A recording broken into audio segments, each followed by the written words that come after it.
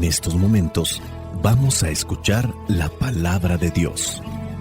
Dispón tu corazón para que el mensaje llegue hasta lo más profundo de tu ser.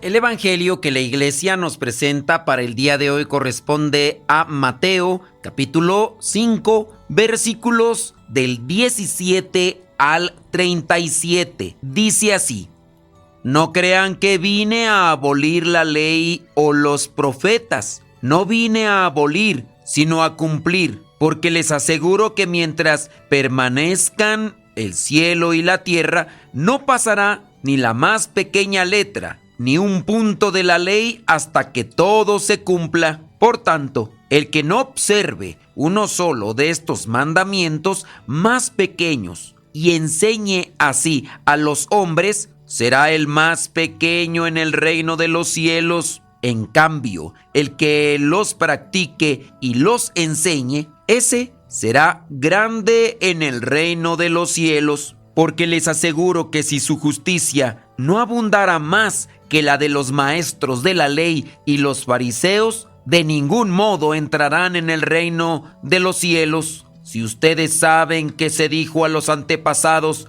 no matarás, y aquel que cometa homicidio será llevado al juicio. Pero yo les digo, todo aquel que se enoja con su hermano será llevado a juicio, y cualquiera que lo insulte será juzgado ante el Tribunal Supremo, y quien injurie gravemente a su hermano será merecedor del fuego de la gehenna. Por tanto, si al presentar tu ofrenda en el altar te acuerdas de que tu hermano tiene algo contra ti, deja allí la ofrenda en el altar. Ve primero a reconciliarte con tu hermano y después regresa a presentar tu ofrenda. Procura ponerte de acuerdo con tu adversario mientras vas con él de camino. No sea que él te entregue al juez y el juez al guardia y seas encerrado en la prisión. Te aseguro que no saldrás de ahí hasta que hayas pagado el último centavo. Ustedes saben que se dijo, no cometas adulterio, pero yo les digo, aquel que mira a una mujer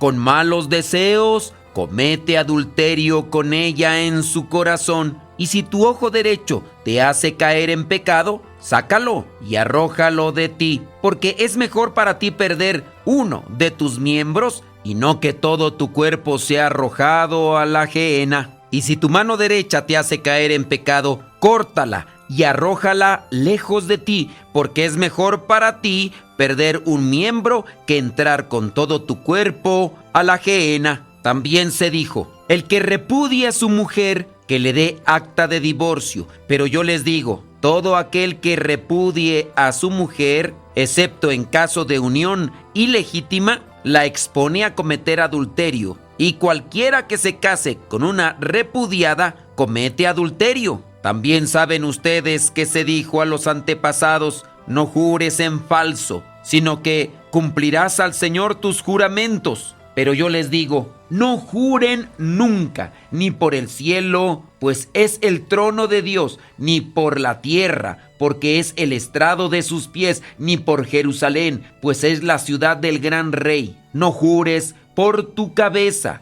porque no puedes hacer blanco o negro ni uno solo de tus cabellos. Digan sí cuando es sí y no cuando es no. Lo que se añade viene del maligno. Palabra de Dios. Te alabamos, Señor. Señor Jesucristo, nuestro divino Salvador, enseñando a los hombres el fuego de tu amor. Llega este evangelio el día de hoy donde es bastante extenso, toca demasiadas cuestiones que son para algunos duras. Y yo puedo pensar si muchas veces las personas se sienten agraviadas, lastimadas, cuando se habla de una o dos cosas que competen a una cuestión de moral o en este caso de pecado, y se sienten ofendidas, se enojan y se dan media vuelta. Otras comenzarán a reprochar o a exagerar quizá los errores o fallas que pudieran conocer de la persona que les está diciendo. ¿Cuál sería el panorama o la situación que se dio en aquel momento cuando se da este discurso extenso pero con diferentes puntos muy fuertes y lacerantes? Esto para algunos podría ser tomado como exagerado, pero este evangelio está acomodado para que digamos, necesito cambiar. A todos nos pega en alguna forma u otra. A todos nos señala una cuestión de conversión. Comenzamos viendo que el Señor Jesús no viene a quitar la ley judía. Viene a darle, como ya se ha dicho en otros evangelios, su total plenitud. Remarca muchas cuestiones que se están viviendo dentro de la vida de los fariseos y los maestros de la ley, que en apariencia cumplen, pero tienen una doble intención en su corazón. Dice en el versículo 17, no crean que vine a abolir la ley o los profetas, sino a cumplir. Ante esta afirmación el Señor Jesús está colocando los fundamentos de una fe, está colocando los fundamentos de una vida plena, cercana a Dios. No se puede vivir bien ignorando a Dios. No es cuestión solamente de tener en cuenta los mandamientos, hay que vivirlos y a su vez hay que enseñarlos. Dice el versículo 19, el que no observe uno solo de estos mandamientos, ni tampoco enseñe, será el más pequeño en el reino de los cielos. Estamos llamados a conocer, vivir y compartir, dirá el mismo versículo. El que los practique y los enseñe, ese será grande en el reino de los cielos. ¿Cuánto conocemos de las cosas de Dios y las compartimos? ¿Cuánto conocemos de las cosas de Dios y las vivimos? Es a lo que estamos llamados. Hoy muchas veces podríamos decir,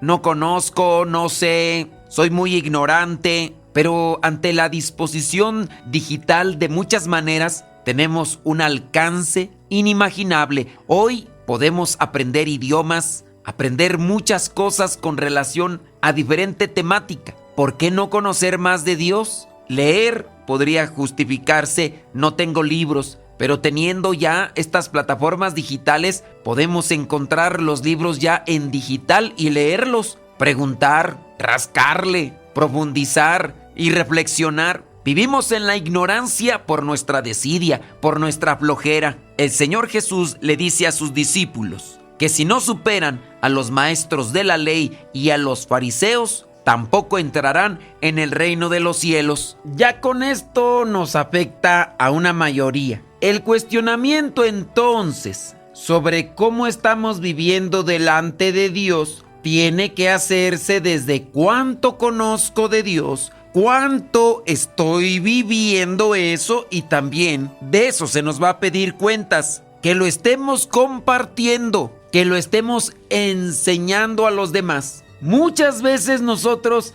para hacer un examen de conciencia, tomamos los 10 mandamientos, pero también este pasaje es realmente importante. Hay personas, principalmente mujeres, que se han dedicado a dar catecismo. No digo que los hombres no, pero son más las mujeres. Tendríamos que cuestionarnos porque a nivel familiar también se tiene esa obligación. La enseñanza de la fe no corresponde precisamente a las catequistas cuando los niños se están preparando. En el caso de los hijos que vienen de una familia que se ha esforzado por conocer y vivir su fe, hacen que brote la admiración. Conocer a aquellos niños, adolescentes y jovencitos que son acercados a Dios, tendrán buenos testimonios en su casa, principalmente los de sus padres. Pero si los niños salieron desobedientes, algo habrá que no está haciéndose bien, quizá nada más por apariencia, o habrá otro tipo de situaciones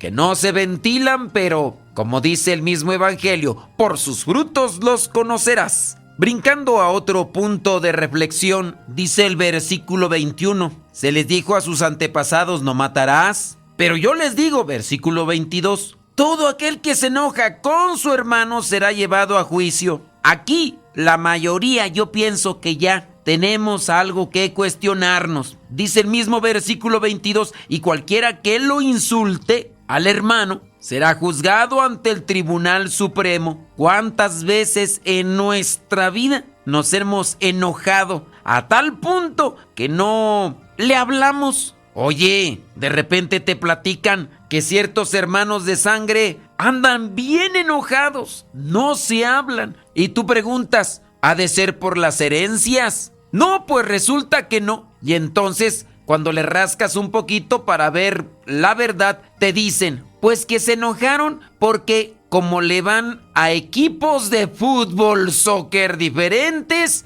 y se enfrentaron en la final y después de que ganó uno de los dos, obviamente, los otros se enojaron porque dijeron que habían hecho trampa y quién sabe qué tanta otra cosa. Otros más me decían que se habían enojado con sus familiares por partidos políticos, por personas de la política, que te aseguro que por un lado, los del deporte y los de la política ni conocen a estas personas que se dejaron de hablar, que a cada rato se hacen tiradera en las redes sociales con indirectas y quién sabe qué tanto. Bueno, pues yo solamente les digo que el que se enoja con su hermano o el que lo insulte será llevado al Tribunal Supremo. Insultar, injuriar, enojarse, y será merecedor del fuego de la gehenna. Y ante la pregunta que podría decir la persona, ¿y qué es la gehenna? Porque en su Biblia no aparece eso. En esta nueva Biblia misionera aparece la palabra gehenna, que viene del hebreo,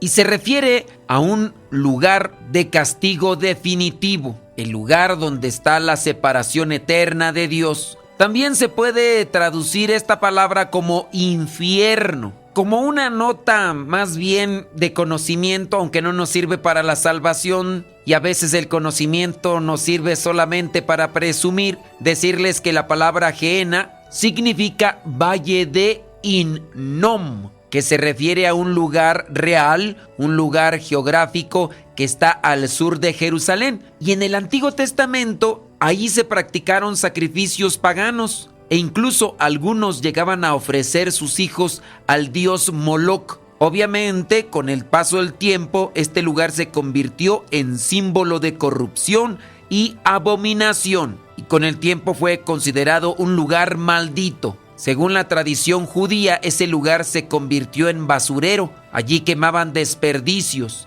Y por lo mismo decían que el fuego estaba casi siempre encendido. Pero ciertamente la palabra es utilizada como lugar de condenación definitiva, o algunas Biblias dirán que es el infierno. Regresando a la cuestión de reflexión, hay que analizar cómo es nuestra vida en los sentimientos con los demás. No sea que tengamos resentimiento, coraje, enojo, envidia, soberbia, orgullo hacia las personas. Y dirá el versículo 23, si vamos a presentar una ofrenda en el altar y estamos enojados con un hermano, por referirse a una persona como tal, no necesariamente es en cuestión sanguínea, pues no hay que presentar la ofrenda y primero hay que reconciliarse. El pasaje del Evangelio es muy denso y tiene muchos elementos a considerar. Con estos ya mencionados, ojalá hagamos una buena revisión de nuestras vidas y le pidamos al Espíritu Santo que ilumine nuestros pensamientos,